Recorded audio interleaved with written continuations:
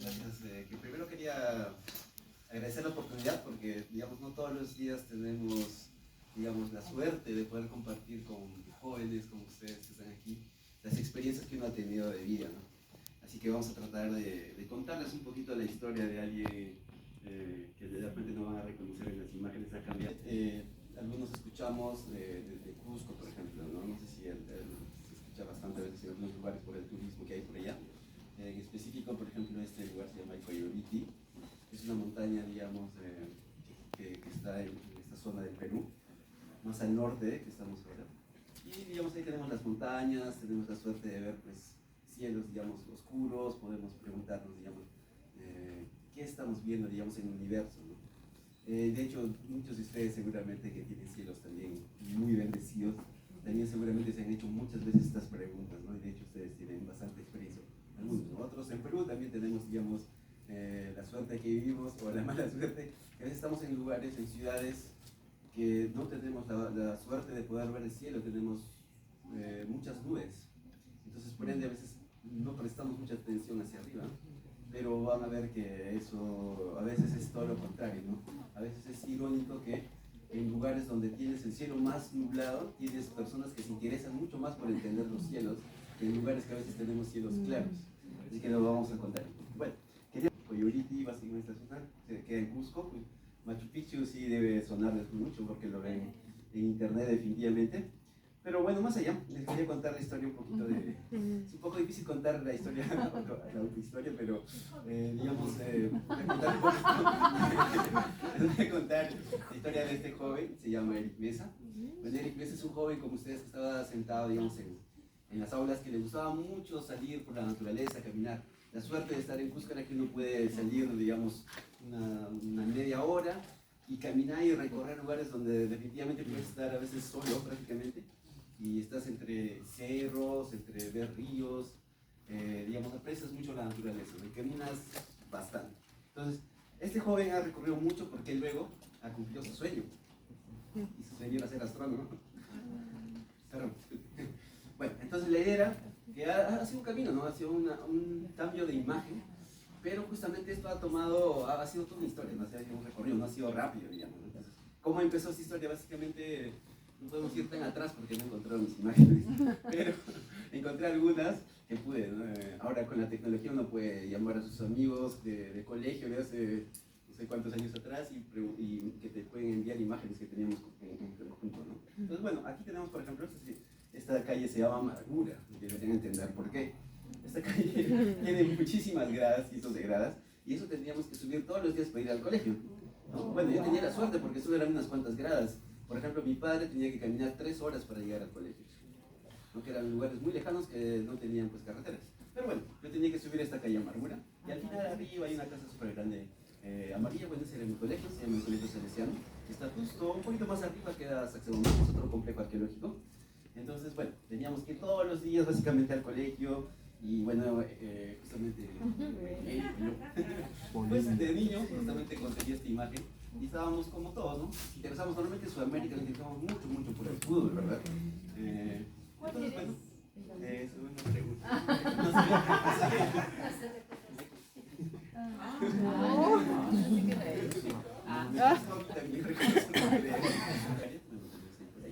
Y también estaba súper contento, no sé, como todos, digamos, todavía no me preocupaba mucho por las estrellas o por el cielo, pero resulta que en el colegio también alguna vez tuvimos la suerte de que uno de los profesores pues le gustaba la astronomía y nos llevó justamente a ver por su telescopio. Entonces era la primera vez que yo había visto la luna, por ejemplo, y para mí fue justamente un cambio, ¿no? Porque era un objeto que estaba súper tan lejos que a través del telescopio uno podía desplazarse, digamos, ¿no? Y podía estar presente y ver justamente todas las características, como cerros, montañas que yo podía ver en la Tierra. Entonces eso causó algo, digamos, que se quedó impregnado en mí. Y bueno, pero se quedó ahí, básicamente, porque en el colegio luego yo a quinta secundaria, vino la fiesta de promoción, los viajes, todo. Y bueno, uno como comienza a olvidarse, tal vez, ¿no? Dejar un poquito de lado. Venía, por ejemplo, la música, me gustaba pues los grupos, de lo que antes me gustaba un poquito la música andina, ya me gustaba el rock, y bueno, ahí me perdí un poquito. ¿Pero qué pasó? Pero en el colegio nunca, por ejemplo, me había interesado por bailar, porque porque nunca me habían escogido para las danzas, ¿no? Yo veo, por ejemplo, ahora en Perú bastante se acostumbra a hacer, digamos, pasacalles, actividades, digamos, donde tenemos que interactuar, ¿no? Y todos, pues en Perú bailan, ¿no? En Chile también, o sea, en Sudamérica en general el folclore está bien presente, ¿no?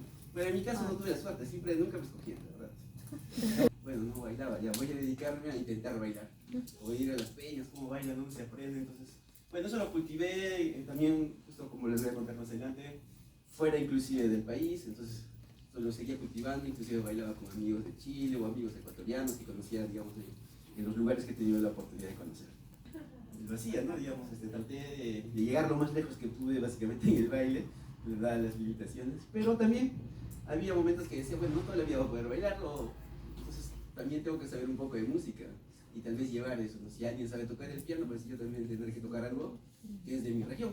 Entonces me comencé a interesar y me comencé a juntar con personas, en este caso en el extranjero, que digamos tocaban los que llamamos los ciclos, ¿verdad? Entonces, bueno, con ellos y hasta hacíamos grupos porque había justamente un boom de la comida peruana en restaurantes, y en París, por ejemplo, abrieron un restaurante que se llama Machu Picchu. Y bueno, me fui ahí, justamente faltaban pues músicos, no había muchos peruanos, y comenzamos a hacer música justamente con otros peruanos y algunos franceses que ya conocía.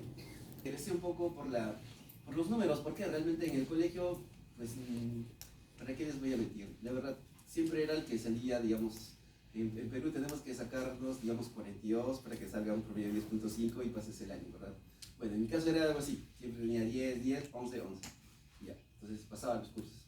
Pero ¿qué pasa? Pero siempre me gustaban los retos, entonces recuerdo que alguien estaba en una academia haciendo un curso de reforzamiento de matemática y conocía pues jóvenes que eran muy hábiles en matemática, ¿no? De hecho hay muchas medallas de matemática que sacan en Perú. Y bueno, les preguntaba, que me gustaba ver cómo resolvían. Yo apreciaba mucho la mentalidad abstracta que tenía un matemático para resolver problemas. Y de verdad me asombraba mucho, de verdad yo los admiraba mucho. Entonces una vez le pregunté, oye, ¿y a dónde piensas postular a la universidad? ¿No? Me decían, quiero ir a una universidad que dice que es la más difícil de Perú. ¿Y cuál es esa? La UNI. Bueno, a ver, bueno. Y llegué a casa, ¿no? Y le dije, papá, que yo también quiero ingresar a la universidad UNI. Y mi papá me dijo, ¿estás seguro? Bueno, porque él veía mis notas, ¿no? Entonces me dijo, bueno, hasta que no te saques puro 20, yo creo que todavía lo dudo. Entonces la primera, ¿no? Pero bueno, digamos, fue también toda una experiencia, fue todo un proceso. En Perú, para ingresar a la universidad no conozco muy bien la realidad de Chile, pero en Perú toma a veces mucho tiempo ingresar a las universidades porque hay muchas personas que postulan y hay que prepararse, ¿no? A veces nuestra educación no es la suficientemente buena como para ingresar a la primera. Bueno, ¿no? Pero en un inicio yo estaba pensando estudiar electrónica, pero no entendía, era solamente una cosa de reto, no había escuchado que era difícil, pero en realidad no tenía muy claro qué significaba electrónico, o qué era arquitectura, o qué era civil, digamos que no lo tenía nada claro, no había tenido la oportunidad, ¿no? Entonces, algún consejo que les puedo dar es que siempre conozcan a una persona que haga algo para que le puedan preguntar, ¿no? Un arquitecto, un ingeniero civil, para que puedan más o menos tener, digamos, información de primera mano para poder elegir las cosas. En mi caso no, pero digamos fue una bonita coincidencia, porque encontré pues personas que hacían justamente cosas muy similares a las que a mí me gustaban, ¿no? Los números, y bueno, estaba en el camino y fue una decisión difícil porque ahí venía la pregunta, la que justamente dijo Mayra, ¿no? Pero estudiando física, ¿qué voy a hacer después? Pues hay un paradigma a veces, ¿no? Que enseñar no es malo, es verdad, enseñar es un reto, yo creo, en realidad, ¿no? Pero a veces algunos no quieren enseñar porque de repente no les nace, ¿no? Entonces, cuando haces algo que no te nace, definitivamente va a ser algo difícil. Entonces yo tenía la disyuntiva y inclusive en la casa, ¿no? De hecho te van a preguntar, pero hijo, ¿tú qué vas a vivir? No hay trabajo, vamos a buscar un periódico, me dijeron. Busquemos un periódico, buscan algún físico, y yo, ¿verdad? No hay físicos. ¿Qué ingenieros civiles, informáticos, un contador, un administrador? Pero bueno, un físico no busques, me dije. Bueno, le decía, pero me dijo mi papá, bueno, el mejor consejo que te puedo dar, me dijo, es que no estudies física. Le dije, no creo, papá, yo creo que uno tiene que hacer lo que le nace, ¿no? Le decía. Entonces, bueno, dije, vamos a negociar, dice, ¿no? A mí me gustaba la astronomía porque también de niño había visto, bueno, ustedes van a escuchar siempre de una generación que se llama la generación Carl Sagan, ¿no? Carl Sagan es un famoso divulgador científico, un astrónomo estadounidense que causó mucho impacto en ciertas generaciones como la mía, ¿no? Entonces, bueno, yo tenía todavía eso en mente, lo que había visto y más lo que había visto una vez nada más por el telescopio hace muchos años atrás, y de eso tenía en mente. Y oh, casualidad, cuando ingresé a la universidad encontré que había un grupo que decía Grupo Astronomía. Y dije, uy, yo quiero entrar, qué buena coincidencia, felizmente va a haber algo que me va a entretener mientras esté estudiando física, que es difícil. Y bueno, poco a poco se me convirtió en un reto y conocí a otros amigos que tenían la misma afición que yo tenía, ¿no? Porque era una afición básicamente. Entonces cogíamos los telescopios, nos íbamos a pasear, íbamos a lugares, digamos, que nunca habíamos ido para conocer, y de paso también hacíamos un poquito de observación por el telescopio. Bueno, pero lo bueno era que mi papá no sabía que la ingeniería física se estudia en la misma facultad.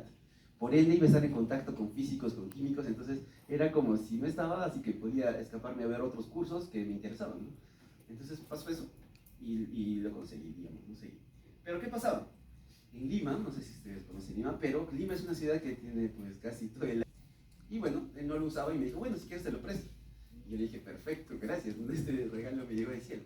Y básicamente me fui al techo de la casa donde vivía y bueno, lo conecté ahí y bueno, estaba probando. En esa época todavía no hay las cámaras que tenemos ahora, pues teníamos webcams que teníamos que acoplar, hacer cosas así. Comencé a tomar fotos del único que podía ver en ese caso, que era la luna, porque era sin nada salvo en verano, cuando tenía suerte, y hasta cierta hora nada más, ¿no?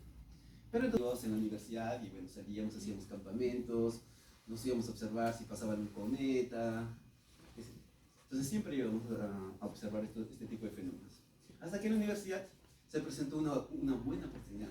Estaban buscando financiar proyectos, pero solamente de estudiantes. Era un rector que había viajado por el mundo y había ido, creo que por Francia, y había visto cómo hacían astronomía y dijeron, bueno, vamos a apoyar a algún grupo en mi universidad. Y justo, ustedes, perdón, joven, ¿ustedes del grupo Astronomía? Y sí, le dije, ¿qué ha pasado? Yo veo muchas fotos pegadas aquí en el periódico Mural, pero ¿tienen algún proyecto en serio que valga la pena como para que pueda ser financiado? Y yo le dije, sí, pero en el fondo, no, porque no, esta idea me encanta. Perfecto, me dijo, pero ¿sabes qué es? Esto es algo muy pequeño, tienes que volver con algo mucho más grande. ¿Y cuánto tiempo tengo? Tienes una semana, me dice, la siguiente semana nos reunimos con el vicerrector de investigación y vamos a financiar un proyecto. Perfecto. Justo el tiempo que fui a la Universidad Católica de Chile a escuchar una charla en este caso era algo de cosmología, y la verdad yo cuando fui no entendí nada. Y cuando estaba sentado decía, no entiendo, y mi compañero que estaba me decía, yo tampoco, me decía, bueno. Pero bueno, la experiencia fue importante porque comencé a tener contacto con otras personas que sí tenían el conocimiento y me podían asesorar. Y bueno, construí el proyecto todo y al final se materializó. ¿Por qué? Nos compraron un telescopio de 50 centímetros. Y más o menos esa vez nos dieron en dólares, pues creo que serán unos $50,000. Y fue la primera vez que habían dado a un grupo estudiantil esa cantidad de dinero, justamente para comprarse, para algunos sería un hobby, ¿no? Pero para nosotros era justamente una vida, ¿no? Porque ya comencé a ver que ya no podía ser de una manera aficionada, tenía que especializar. ¿Por qué? Porque, bueno, en el mundo ya pues la ciencia está avanzando a tal punto que uno tiene que estar a la par con los demás, o sea, no puede encerrarse en su casilla, digamos. Pues, unidades donde conocí, por ejemplo, asistí a escuelas, justamente es una escuela que la hice la hizo en Chile, y bueno, ahí tuve la oportunidad de conocer muchos amigos, muchas personas que también estaban interesados en otros, porque en astronomía pues ahí es un campo súper grande, ¿no? Entonces era todo el mundo, ¿no? Pero todos nos juntábamos y bueno, hacíamos una vida común también como todos, ¿no? Cuando tienes amigos y todo esto, ¿no? Y hasta tener un grupo, ¿no? Que te apoya, alguien que te guía, ¿no? Y eso a mí me marcó mucho porque tenía un guía, él se llama Bruno Sicardi, es un astrónomo francés, que bueno, él me guió bastante, digamos, en este camino, ¿no? Él me apoyó mucho. Y justamente con un grupo grande, ¿no? Y justamente acá también quiero ver, acá van a ver, ahorita les voy a señalar. Pero bueno, es un amigo que con él hasta ahora tenemos una amistad muy estrecha, y no solamente amistad, sino trabajamos juntos en muchas cosas que hacemos, ¿no? Se llama Rodrigo Leiva, él es chileno también, y nos conocimos justamente haciendo el doctorado juntos en París. Y hasta ahora somos pues súper amigos, como se dice, ¿no? Somos muy mugre, como dicen en Perú. Y bueno, hacemos a veces algunas travesuras, en el sentido de que, por ejemplo, nos planteamos ideas a veces locas, pero digamos, eso ha iniciado una amistad muy bonita, ¿no? Entonces uno siempre tiene amistad, conoce amigos en los lugares que estudia. Y bueno, ahora, terminando toda esa etapa de ese viaje bueno, regresé por aquí, para Perú, justamente porque había otro desafío, ¿no? Justamente habían comprado un telescopio de 1 metro y necesitaban utilizarlo, ¿no? Para darle una utilidad al telescopio. Entonces, qué mejor, porque yo tenía mi sueño de que quería tener un telescopio en las montañas para hacer turismo astronómico. Pero bueno, me dieron un telescopio de 1 metro para tratar de hacer un poquito de ciencia y tratar de entender algunos objetos que les voy a contar, como por ejemplo Plutón. Básicamente eso es lo que les voy a contar un poquito ahorita, en los minutos que nos quedan. Entonces les voy a contar algo muy interesante. Estamos ahorita en un momento que servir justamente para poder observar y entender algunos objetos, como los objetos transneptunianos que les voy a contar un poquito por ahí. Entonces, normalmente nosotros tenemos el sistema solar que conocemos, a los planetas, todo, pero al final tenemos regiones como la nube de Oort o una que le llamamos el cinturón de Kuiper, donde han quedado rezagados algunos de justamente la formación del sistema solar. Entonces, ¿qué quiere decir estos rezagos? Bueno, estos rezagos han sido como los testigos y han visto cómo han sido las primeras fases de formación del sistema solar. Pero sabíamos muy poco de estos objetos, muy poco, muy poco.